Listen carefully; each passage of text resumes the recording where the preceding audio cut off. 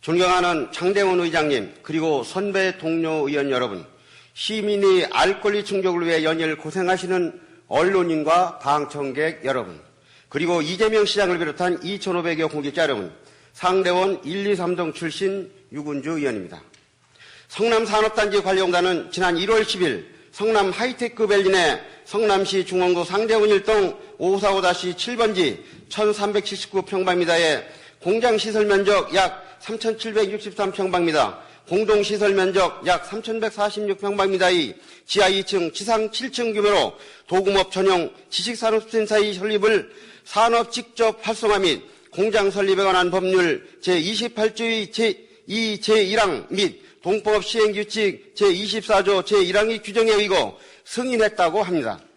이 지식산업센터에는 36개의 도금 관련 업체들이 입주할 예정이라고 합니다.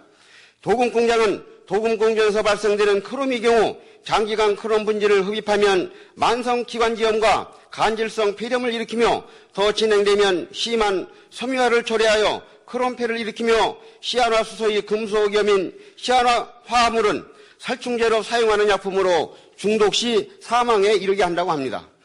그래서 도금 공장에서 발생되는 크롬, 니켈, 시아노아수소 등은 특정 대기 유해 물질로 규정해 관리하고 있는 상황입니다. 또한 도금업은 미세 분진과 악취 등이 대기오염과 약물 처리 공정에서 발생하는 다량의 유해 중금속을 함유한 폐수 등의 대표적인 유해 유발 업종입니다.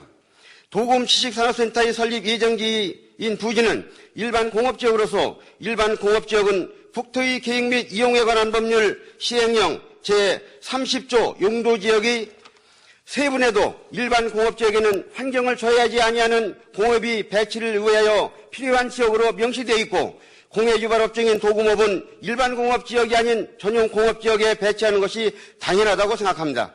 또 도금업 설립은 성남산업단지 관리 기본계획에도 부합하지 않는다고 보며 지식산업센터의 활성화로 경기도가 고시한 성남산업단지 관리 기본계획에 성남산업단지를 정보통신 등 첨단산업 위주로 재배치한다는 기본 방향과 환경오염 및 공해업소 이전을 유도하겠다는 추진 방향이 명시되어 있고, 저공해 업종과 인근 공장의 피해가 없는 업종을 영위하는 자로 산업단지 입주 대상 자격을 명시하고 있습니다.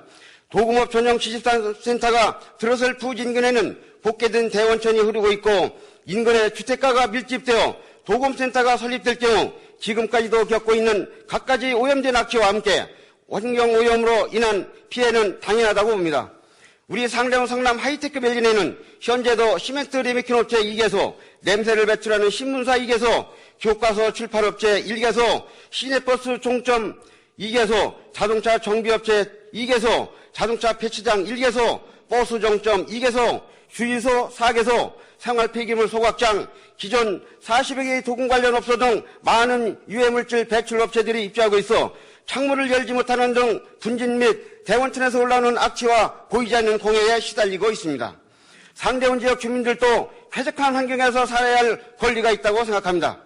새로 신축 예정진 도금 전문 지식산업센터의 건축은 이젠 건축 허가만 남아있는 것으로 알고 있습니다.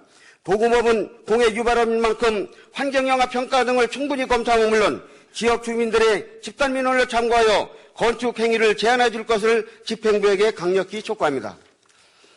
마지막으로 많은 언론과 주위에서 지탄을 받고 있는 주식회사 나눔 환경에 대하여 당시 심사위원으로 참석한 당사자로서 한 말씀 올리고자 합니다. 이재명 시장은 지난 5월 30일 이와 같이 자신이 트위터에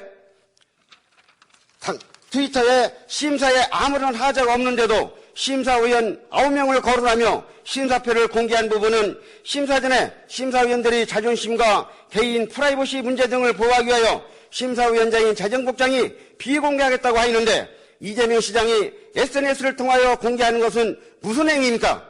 이는 당시 심사에 참석했던 심사위원들의 자존심과 명예를 실추시키면 물론 특히 심사에 참석한 본의원이 최고 점수 1개 업체와 최저 점수 2개 업체는 채점 심사 규정에 의거 채점에서 제외되는 점수인데도 소속 정당까지 운운하면서 시민을 현혹시킨 것은 석연치 않은 나눔 환경과 D업체의 허가를 정당화시키려고 하는 꼼수라고밖에 볼 수 없습니다.